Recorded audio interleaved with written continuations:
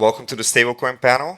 I think we have one of the most eventful weeks in crypto behind us, and yeah, I'm super excited to talk with Sam and Julian about stablecoins, some of the core infrastructure for a decentralized economy. Hello everybody. Okay. Yeah. Hey, I'm Sam. I work at protocol engineering at MakerDAO on the DAI stablecoin. I'm Julian. I'm an economist. I'm from Argentina, and I'm interested about stablecoins because we don't have one. Working for MStable as data scientist. And hello everyone, my name is Kiril. I'm the DeFi strategist at Nexo. Today I'm hoping to share with you the institutional user standpoint from uh, my point of view of using stablecoins as an institution, risk management point of views, and of course have a different facets about stablecoins, different points of view with Sam and Julian. Okay, so I think we're in a very interesting point of time. We have had the full cycle. And what have you learned about stablecoins? We've had so many projects that launched. Some of them failed. Some of them are still around. What have you learned? What are some good things that happened? Some things that we figured out. Some things we didn't figure out, and now we know that they don't work. What are the lessons from this last cycle?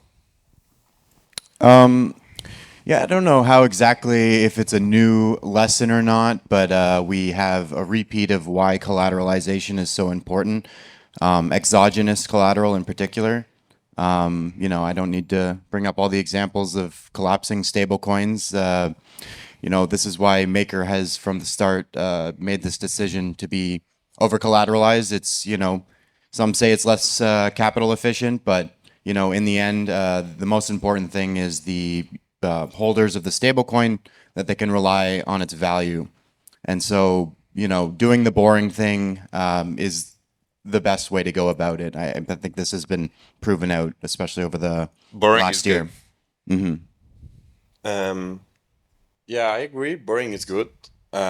We also need to find ways to scale because boring is good, but it's boring and boring doesn't scale always. I feel like we need safe. We need to find ways to ensure that we're not going into way over risky collateral types or designs, but we also need to make sure that we can grow it because there are a lot of examples of very robust designs, but that they fail to scale and they also fail to achieve their goal that is to maintain the peg to $1, which is a risk going down, but there's also a risk of it going up. So yeah, I think we touched upon a few topics we will address separately. So you've talked about go-to-market, use cases, growing the supply, and we also talked about risk management, the over over collateralization. We also will touch upon this in more detail. But let's start from there. What is the main trade-off when you're over collateralized? What do you sacrifice when you want your customers to have 200% collateral instead of, let's say, 100 or even less? Yeah. So the trade-off, I would say, is capital efficiency for those who are borrowing. You can definitely go up the risk curve, and I like this space in that there's tons of options, and users can basically pick. You're not forced to choose any stablecoin in particular. So, if you want sort of a more conservative model, I would say Maker's probably on the conservative side.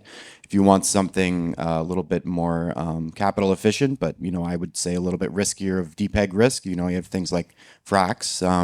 If you don't like real world assets, you can use Liquidity or Rye. So there's a lot of options, and I think this is what makes this space great is that the users can choose, and they vote with their money. So you can see this in the market caps of the various stable coins. I agree. I don't have much to add there. I think like over collateralization has a problem of capital efficiency. Not much to add that. Yeah, and I think you touched upon the liquidity design. I think one of the, let's say, more innovative approaches has been the stability pool, which actually allows you to be both over collateralized and more capital efficient. So um, lower liquidation rate, and I think also some other interesting concepts we saw that cycle. So the first one is the liquidity stability pool.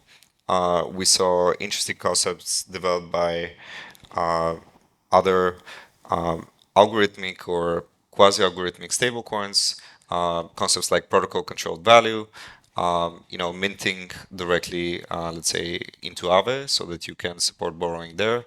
Um, what's your thoughts on, let's say, this ability to use protocol controlled value? Is that something you have considered?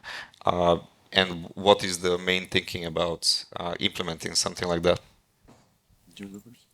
Yeah. So I feel like when it comes to collateral types and how to make sure that a stablecoin keeps to the peg, it's all about trust. In the end, stablecoins are a new kind of currency, and any currency, it's about trust. It's about trust of a currency keeping its value. There's a bunch of different ways to ensure that. Over collateralization is certainly one that has proven to be successful, but protocol control value seems to be also be working.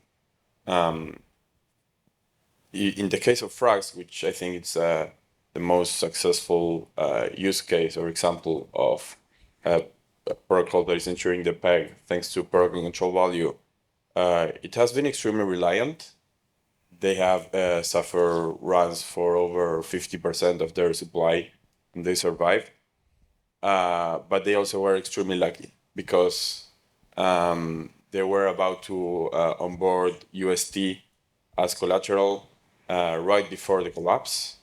So if that, Well, on Curve is a base pool for Frax and USD. yeah, exactly. But what they were going to do is to back Frax with the liquidity pool tokens of the four pool, which was Frax, USD, USDC, and USDT. Yeah. So in the end, USD could be collateral Frax. So I think they probably learned the lesson about that, and I don't think they will repeat it. But I think that's a lesson. That's another lesson to keep in mind that you have to be extremely cautious when it comes down to what's your protocol control value in the end, because that's your collateral. Even now, right? Like Maker currently is backed partly by USDC and GUSD, which you could argue that it's somehow also protocol control value. USDC, no one is doubting that it's gonna keep the peg. GUSD now, with the latest news about Gemini Earn, has been into some doubts. We're not invested in Gemini Earned, No, just to be clear. I know. I was just gonna say that GUSD is backed by Paxos, which is FDIC insured, so it's unlikely to lose a peg. But people started to question that, so I think like that also is an argument to be like in favor of, okay, you have to be extremely cautious about which kinds of collateral you onboard. And I think it's okay, GUSD. I'm not criticizing that. I'm just saying that it's an example of everything will be scrutinized. Even if it's safe, it's going to be scrutinized. So that's why you have to be even more cautious. Yeah, I completely agree, and I would say the stablecoin backing is protocol controlled value, but it's not protocol owned value. It's not equity, so we need to be very careful with where we're moving this. So Maker, I think USDC is probably the safest of the options available for in terms of the trade offs, but we don't earn a yield on it yet. So it doesn't make sense to have 80% backing in like a super liquid collateral. It makes more sense to move some of that into higher returning assets, and so we're doing this with a few strategies. So Gemini has a marketing offer that they've promo that they've done with us, where they the amount of GUSD in the GUSD PSM, peg stability module. They give us 1.25% on that, and then they earn their amount through, they're investing in money market funds and whatnot. So that's one strategy. We also have a new real world asset, Monetalis, that's been onboarded, which is, again, the simplest thing. We're just sticking stuff into, it's like a BlackRock iShares ETF, fairly close to cash. And so moving the funds around in sort of this is basic sort of asset liability management. You just want to maximize or sort of optimize for a few different things, liquidity, return, and you have all these constraints. And this is sort of a classic problem that banks do all the time. So yeah, this is like protocol controlled value in my view, and DeFi kind of gives us new interesting ways we can do this. So we can directly inject DAI liquidity into, say, Aave or Compound or other protocols. I view this as sort of this is the future of the way things are going to go. Overall, Maker doesn't need to be the best at everything. Maker only needs to be the best at having a stablecoin, and so the asset side, we can delegate that to other protocols, other investment mechanisms. Yeah, I think that's the best way to go about it. Yeah, I think we've touched again on many important concepts. So the first one is the interdependence of different stablecoins with each other. I think the higher the scale, the more these interdependencies can become critical not only for a project but for the whole decentralized economy. I think that's very important to keep in mind that if you deploy DAI minted directly into Aave, you are still building up interdependence with Aave. And when you take on different collaterals, you also have interdependence with other stablecoins. And I think that's a question for Julian. How do you select the DEM stable, the coins that go into your basket? Okay. So first of all, in MStable, we are kind of pivoting away from MUSD. So for those that do not know, MUSD is our current stablecoin, which is backed by USDC, USDT, DAI, and Synthetix USD. But it has a problem that it's very hard to scale. It's very hard to modify. And we realized that the market doesn't need yet another stablecoin. But the product market fit that we found was a yield that we were able to generate with that. And there is space for yield. So what we're doing now is we're building something that we're calling MetaVault, which is the first one is going to be a portfolio of curve pool strategies. So we're going to deposit, you deposit USDC, DAI, or USDT, and then we're going to pull all of those and deposit in different underlying curve pools.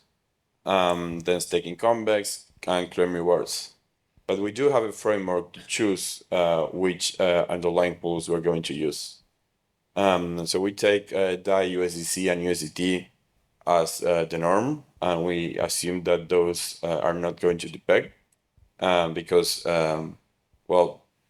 pretty much because there's not much of a way of measure if a centralized stablecoin is backed or not. You either have to trust or not. And in the case of DAI, it has proven to be extremely reliant, and it's also backed by USDC, so it's inheriting the risk.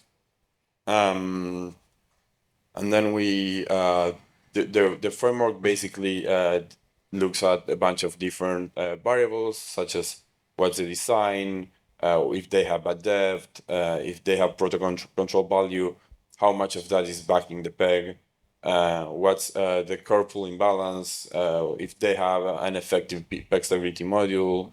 We look at for how long they have been around to account for some sort of Lindy effect. So in the end, what we want to account is what's the increased risk of any stablecoin on top of this other thing, on top of USDT, USDC, and DAI. That's the way that we define in which ones we are investing. All right, that makes a lot of sense. And what you're saying is, again, yield is always the killer product in our industry. I think that's also stablecoins killer killer use case. What other use cases are there besides yield? What should stablecoins focus on besides bringing yield? I mean, payments, remittance. There's like I view it similar to the way currency is used. So it like powers our entire economy basically. But I think you're right. Yield is the it's the killer app. That's what everybody wants. So Maker is focused on. We're actually debating turning on the DAI savings rate again, just to close the spread between TradFi yields and DeFi yields, as we've seen fairly large outflows of capital to people seeking yields in more traditional venues. But yeah, I think there's all kinds of uses for stablecoins. I agree. It's payments. That's the whole reason, or the whole, one of the main reasons why we need stablecoins. We also need store value, but that is a yield, right? But we do need to increase the payment channels. I think like on-chain payment channels are okay, but it would be nice to just be able to pay with your stables in a random supermarket. And of course, keeping in mind that now the self-custody movement is getting a lot of traction this last week. I think just even holding your stable coins in your own wallet can be a lifeline when everything starts to break, and just keeping it as a store of value. But let's describe the environment. We have so far for the last 2 years operated in a, or even longer, operated in a zero rate environment with constant inflows into crypto to seek higher yields. We now have the opposite flow. How can we bring yields from TradFi on chain? And we touched upon it, but I want to spend more time on that. How can we bring, let's say, treasuries and other traditional products into on-chain products? Yeah, I kind of look at this like there's a dam that's like blocking these TradFi yields from DeFi, and it's cracking. And there's so much economic power behind breaking this dam down that it's going to happen one way or another. From my understanding, the biggest blocker is sort of legal issues. But just due to the amount of opportunity, this dam will break eventually. And Maker in particular, we are in effect kind of breaking this dam ourselves in that we are negotiating with stablecoin providers, centralized stablecoin providers that earn most of their yield through treasuries to start passing on some of that yield to us, which we can then pass through the DAI savings rate. So I view this as sort of a temporary situation where the TradFi yields are so high and the DeFi yields are so low. I think eventually these will merge, and then we will basically just have something similar to the secured overnight funding rate on DeFi as sort of the base. Risk-free is a bad term, but the base yield, basically. I think that's just inevitable. Yeah, it's that. I mean, it's either decentralized institution as Maker is gonna somehow be able to onboard the yield from the current high interest rate, or it's gonna be a centralized entity. Gemini has actually a lot of incentives to do that. They are backed by the same institution as Binance USD, Paxos, but they have like 2% of their market cap or something. And then so why don't they just start like sharing part of their yield? So I'm pretty sure like there's some legal issues around that. And now they have bigger problems to face. But at some point it's gonna happen. I agree. But what actually worries me is that when we start onboarding even more real world asset on chain, we're actually increasing our dependency and we're increasing our a big point of failure, which is centralized stablecoin. Like right now, the US government has the power to shut down DeFi. If they decide that everyone has to be KYC, Otherwise, you just cannot operate USDC. They can just blacklist everyone that is not KYC, and Curve is dead, DAI is dead. Every stablecoin as we know it is dead because of the interdependency that we were just talking before. And bringing yields on chain is just going to increase that. It's going to bring back all the value that left when the rates increased. Going to come back, or at least part of it, or at least the drain is going to stop. So yeah, it's a bigger risk that actually concerns me. Yeah, I think this is why it's important to get many assets. So, like right now, we have our main real-world assets are the fiat-backed stablecoins. But to defend against this, I don't think it's the retreat is sort of the correct answer here. I think we need to lean into it even more. We need multiple jurisdictions issuing multiple, like basically tokenize the entire world, and then we can use that. And if one jurisdiction becomes hostile, you can quickly switch to another one. I think that's the answer to this real world asset thing. Otherwise, DeFi is just going to be this super niche cypherpunk world, and personally, I don't find that interesting. I would rather change the world than have this sort of niche product. So, like it or not, we have to deal with the real world, and I think leaning into it is the correct approach there. Yeah, again, we touched many different things. I think the first main theme from what you guys have said is the collaboration between institutions and on-chain protocols, on-chain services, and on-chain builders. I think that would be a big topic when it comes, especially to these regulated services and regulated yield products that have gated access. So to all the institutions out there, start building this stuff. It's going to meet a lot of users, and it's going to change the on-chain environment. The second topic, I think, is something we're a victim of. We're all based in Europe, at least most of us here, and we still don't have a workable euro stablecoin. This is for me a big pain, not a practical pain, but a more moral pain, where you have USD dominance. We're entirely dependent on the dollar, and this also does not allow us to diversify from the US government.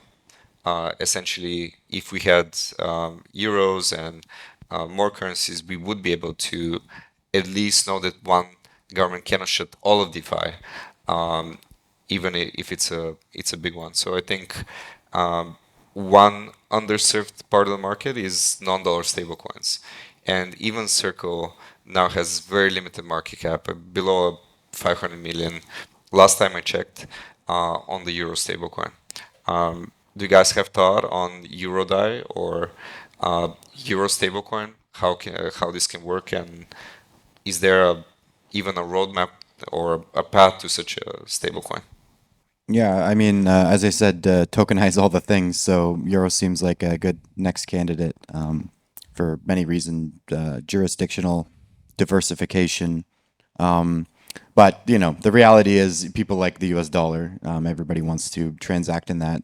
So that's just the reality. I think the euro will become more popular just as DeFi grows in general. I think we're still very early stage, and so we needed some sort of base currency, and so the U.S. dollar is the first thing that comes. Like, it's the ultimate shelling point for this stuff right now. So we've got the low hanging fruit, and just over time, we'll build liquidity on these other assets.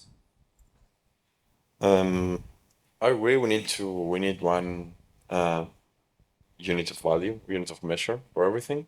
Like, we cannot be translating into different currencies. Something has to be the standard. It's the dollar. I would love to move away from that and keep subsidizing the U.S. Army.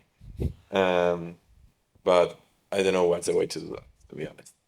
Would love to have and find success in something like RAI, but seems hard, like a niche of crypto hackers. Yeah. And doing stablecoins is hard, right? So you need critical mass. You need to focus on one stablecoin, and then once it has total adoption, then you can work on a euro. But we shouldn't keep in mind that dollar is not everything. A lot of the crypto users are not based in the US, so yeah, I think having a euro stablecoin has a very much long-term value into the actual use cases of spending, remittance, and so on. So yeah, one day. Let's go back to the risk management side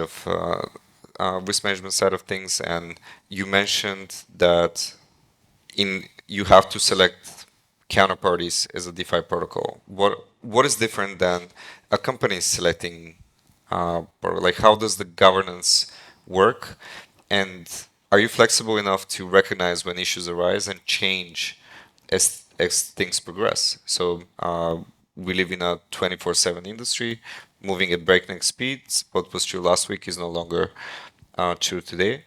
And how do you react to this constantly changing environment with the constraints of governance? Yeah, so the biggest difference between being a company and being a DAO is you have no legal entity. So, like, we have to invent how we deal with these more traditional venues for investing.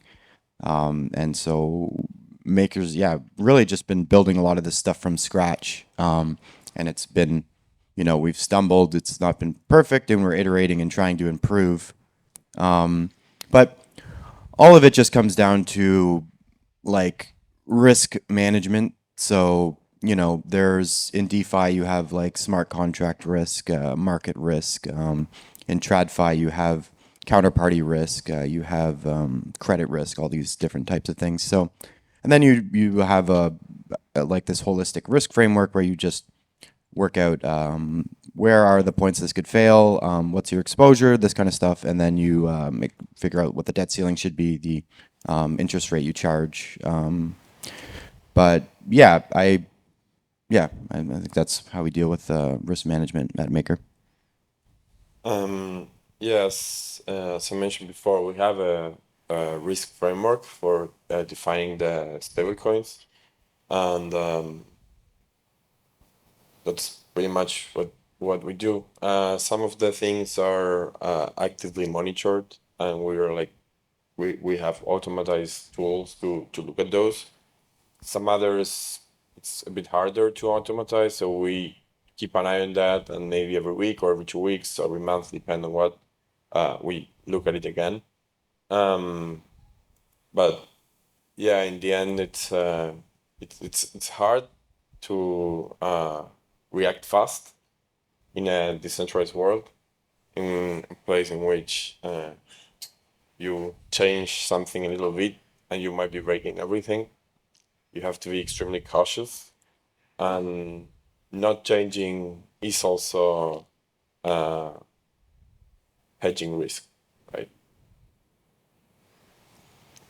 And as they say, nobody got hacked in their working hours. So when you have a 24/7 industry, you need to monitor all the time, and you need to be able to react. I see we have around 6 minutes left. I'd like to open the floor for questions to us. What do you want to? Is there something pressing on your mind that you want to know?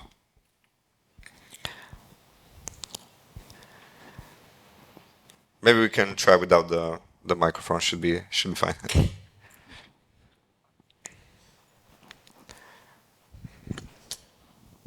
Hi, thanks for the talk. Really, really informative. I think I want to ask a question which is actually similar to one that you asked, which is what are, I guess, some innovations around stablecoins themselves. But I actually wanted to ask, what do you guys think are some interesting products being built around stablecoins? And I think one example is vaults, yield, since you mentioned meta vaults from Unstable. I think another one that I have in mind is, I'm not sure if you guys ever heard of Y2K finance, which is they're basically building insurance around the DPEG risk of stablecoins, so you can either hedge or mint risk. I was wondering if you guys maybe have other examples of stuff that you've seen around that, of cool products being built around stablecoins or DPEG risk or anything that kind of resembles these things. Yeah. Before we get to the insurance side, One thing you have to understand about stablecoin risk is that attackers usually have very low opportunity cost of attacking a stablecoin. So whenever you have a lending product, just like DAI or anything or any other stablecoin that's on any lending protocol, you can borrow this usually quite for cheap, sell it, and you already are short the stablecoin. The moment your design is not able to withstand the bank run, the first time there's a little bit of instability, attacker can easily overrun any demand on chain and make asymmetric returns, George Soros style. I think that's the biggest example in history. UST more recently, where anybody could borrow UST, sell it on the open market at 90 cents on the dollar, and wait for it to go to zero. So the insurance product for stablecoins is very, very difficult, and still comes down to the redemption mechanism, the backing, the collateral options. I'm not familiar with the project you mentioned. Uh, maybe you guys. No, I'm not familiar with that one. I do like some innovations. I mean, the idea at least in stablecoins, like for example, I like the idea behind Frax price index. I'm not sure if this sign is correct or not. I don't know. But the idea is that basically it says stablecoin that instead following the US dollar, it follows the US consumer price index. Yeah. So it's also yield, but it's a hedge against inflation, and it's one of the trials of moving away from dollar-denominated stables. It's at first it's that, but potentially could be a basket of CPIs, right? Yeah, this is probably one of the most interesting projects in terms of use cases and actual store value. It has very interesting challenges when you want to build a inflation-resistant stablecoin, especially when inflation is high. You have to make up those 10%, which is today. And another one is measuring inflation. How do you measure inflation on chain? And I think.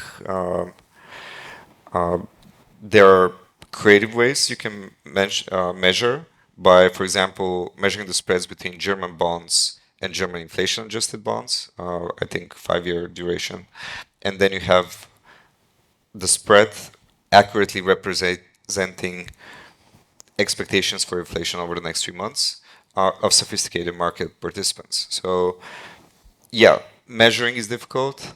Making up for the inflation when it's very high, it's even more difficult. And I think there's a lot more work to be done to be able to do such a stable coin. I'm personally a fan of Liquidity. You know, obviously MakerDAO has been the base infrastructure, so everybody's familiar. But from the new stable coins, Liquidity I think has had the most robust decentralization model. It has had capital efficiency innovations to the stability pool, very stable peg protection to the redemption mechanism of Liquidity, where you can always redeem Ethereum for the stablecoin whenever it goes down, and protocol level risk management, which is completely autonomous. I think the design is almost there in terms of having a complete decentralized stablecoin. The one thing that we haven't figured out is how to make Liquidity protect the peg on the upside. So how, when I'm a borrower and I borrow a large amount of LUSD, if I need to pay my loan today, I need to pull all the curve pool with a single transaction, and the LUSD price shoots up uncontrollably. There's simply not enough DAI floating around, LUSD floating around for me to pay back. So this is the one thing that seems to be the breaking point. Upside protection. I think DAI has implemented the PSM just for that. to make sure downside protection is okay, but also upside protection is okay. And that's the trade-off on using USDC as collateral. And yeah. Yeah, so there's definitely been a lot of innovation since Maker was created. Maker was existed before DeFi, so naturally there's been tons of innovation, and I'm a big fan of watching this, seeing what works, and then having Maker plug in DAI liquidity, which in my view is the entire product, which is DAI, not necessarily the particular vault engine on the other side. So we can just directly inject DAI liquidity into these other protocols potentially that are doing these cool innovations. So, Do we have time for one more? All right. okay, so I wanted to ask about the previous talk. I talked about what about when we put as collateral refi assets. So the monetary expansion of that or whatever other stablecoin contributes to solve real world problems. Okay, so this is about converting the demand for DAI into solving real world problems. Is that what you're? Yeah, I mean, if you put as collateral of DAI carbon credits or bonds to smallholder farmers, you are solving real world problems. Oh, I completely agree. So this is this is the superpower of a stablecoin is we can basically you have all this demand on the demand side and you can match it with this basically gives you zero cost of capital against all the demand you build and you can deploy it into these various instruments. So we're going for the basically we only have a few options available to us right now, so we're just using what's available, but eventually, yes, we would like to deploy into solving climate change in particular. Rune has put up the was the clean money proposal where he wants to focus on addressing climate change. This is a good goal, I think. So yeah. Just a quick question about CBDCs. They seem to be the main competitor that stablecoins have in the industry. How do you see the next 5 years when it comes to the introduction of CBDCs that USD denominated to your market share as the main basis for DeFi and all the other projects and yield? Yeah, I think it'd be fairly similar to the way the centralized, like non-CBDC but fiat-backed stables would be. We could use it as a collateral. DAI is, apart from our USD peg, we're pretty detached. We're trying to be detached from any particular jurisdiction, so it could just be one of the collaterals as any other, basically. I think stablecoins as private money branded stablecoins are actually not new. They have existed in America in the 1900s. Each bank had their own dollar. I think we can look to history to see the dynamics of having multiple dollars and how they have coexisted with the federal money.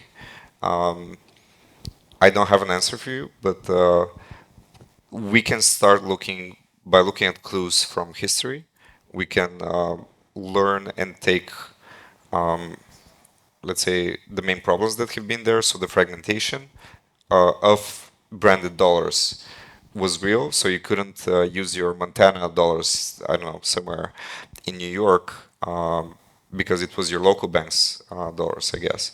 So yeah, I don't have a clear answer, but they can coexist. I think they will coexist. It can serve as collateral. It can use as payment rails, remittance rails. It can be used in DeFi, and it can coexist with a CBDC can be listed on Aave just right next to DAI, and coexist, and you can make the best of both of them. I agree, as long as we're allowed to do that, which is a question, right? Because the moment that there is a CBDC, they have the power to decide if we can use them or not. So I think they can coexist if they are okay with that. Hi, I have just one question. I believe, Sam, you mentioned that already in your talk. There is a huge difference in interest rates between the traditional finance world and DeFi at the moment. And this could be a real problem for DeFi in long term if this stays like that, because liquidity is not coming to DeFi. So basically, we are in the spiral down. And you said that Maker is thinking about possible solution how to match that. Can you elaborate more on that topic? Yeah, so our backing right now is primarily centralized stablecoins. We give them a boost to their market cap, which earns them additional revenue through treasuries. So part of what we're doing right now is there's many irons in the fire to basically get this yield into Maker, and once we have it in Maker, because it's I'll use the term risk-free yield because that's what they use in TradFi. We can pass this on to DAI holders under the DAI savings rate, which has previously been deactivated since March 2020. So this is basically, again, this is a risk-free yield. If you're holding DAI, you're already holding DAI, you are exposed to all the risks of DAI. So this is a yield you can get that you don't really have any extra risk. You just sort of get it for free. So this will be, if you're, say, lending out in Compound or something, this yield can be added on top of that. And they have a module that will reactivate that.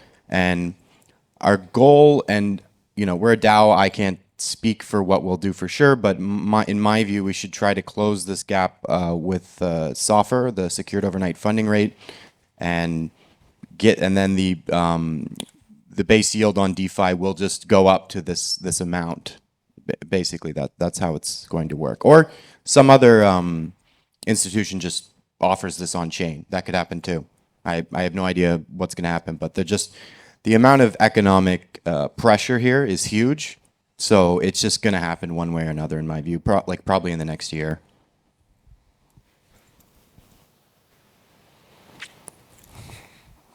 Keep in mind that high interest rates are very good for stablecoin providers. Whenever you have the real dollars, if you're able to deploy them in treasuries, these are huge revenues, huge financial interest to. Yes, on one hand, you have outflows from the industry, from stablecoins into TradFi, but also stablecoin providers have huge incentive to increase their market cap. I'm not talking only about decentralized, but also the centralized stablecoins. They have a huge incentive to attract more capital into the industry, into the form of stablecoins. So some things that could happen is that they pass on some of the yield to you as well. By they, I mean USDC, BUSD might turn on the yield products as well that are essentially treasuries in the background. So these two forces are competing with each other to balance each other out. Yeah, exactly. It's big money too. This is why you see things like Binance swapping the USDC for BUSD automatically, because there's a lot of revenue behind having more market cap in your stablecoin. Absolutely. Hi. So I was just interested to find out when you have a yield-bearing kind of like asset in the real world, what is the most secure way to bring that yield on chain? So I think you mentioned you have like yield-bearing real-world assets. Would that be controlled by like a multisig, for example, where Maker's captured some amount of yield? How would you then kind of like mint DAI stablecoins against that yield in a secure way, or is that not like a massive problem? But Yeah, basically, there's multiple different real-world assets. There's not one strategy for each. The GUSD, for example, is just like a stable coin that's issued like any other, and they pay us 1.25% on top of the amount that's in the peg stability module. But how would they pay us? Yeah, they pay us in like their stable coin, and then we just swap it for DAI and stick it in our treasury, basically. I see. Okay, thanks. I also have a quick question.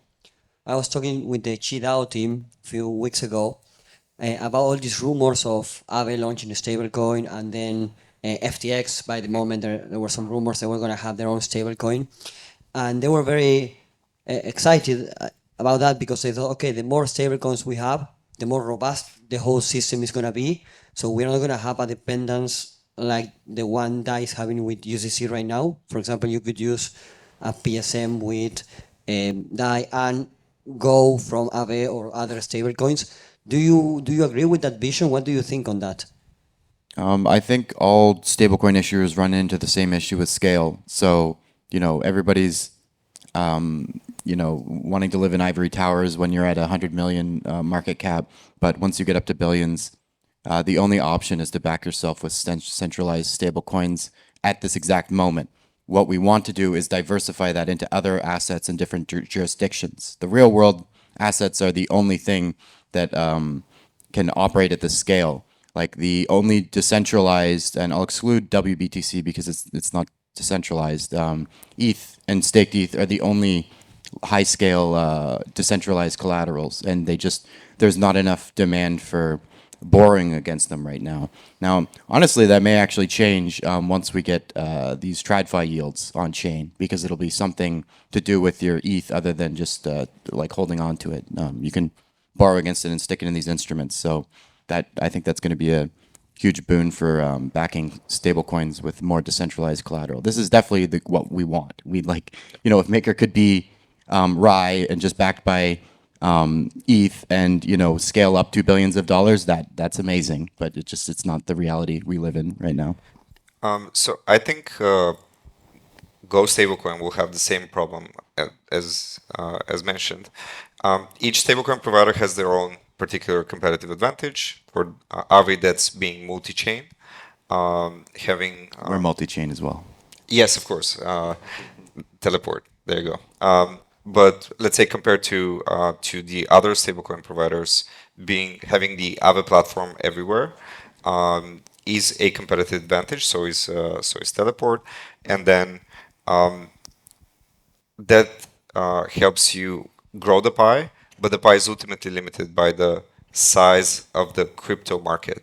Crypto market cap is your addressable market, and you can mint at most half of that into stablecoins. When you are launching in a bear market, that dynamic is against you. There's lower use cases, less farming, less trading, less everything. So yes, more stablecoins teach us a lot about risk management, about designs that work, the ones that don't. I think Aave will be particularly well positioned to play the multi-chain card. However, the question is, are people going to want to use Go stablecoin on Avalanche or on Optimism? This is ultimately the size of the market would determine how they can launch. And I also have to add that I agree with what Sam said, that when you're small, that's good. When you grow, then you encounter the same issues. But I also will add that more stable coins also increase the interdependency among all of them. And that means that if for some reason Go gets hacked, it's going to affect the whole system. So you're adding more potential points of failure. So I don't necessarily agree that it's positive. I do think like we still need to find ways to scale. So we're not there yet that we say, okay, it was resolved. But another approach is good. And especially like Aave approach, because they are going to onboard different facilitators. So potentially there could be new protocols that are not Aave that are minting Go. And I think that's interesting. That's also adding risk to the whole system. So the way to onboard facilitators it's key. But I like this new approach. And again, collateral choice is everything. One single bad network or one single bad collateral can drain your entire system. There's no way to beat around it. As long as you don't do that, you should be fine. But this also again constrains the potential of how big you can grow.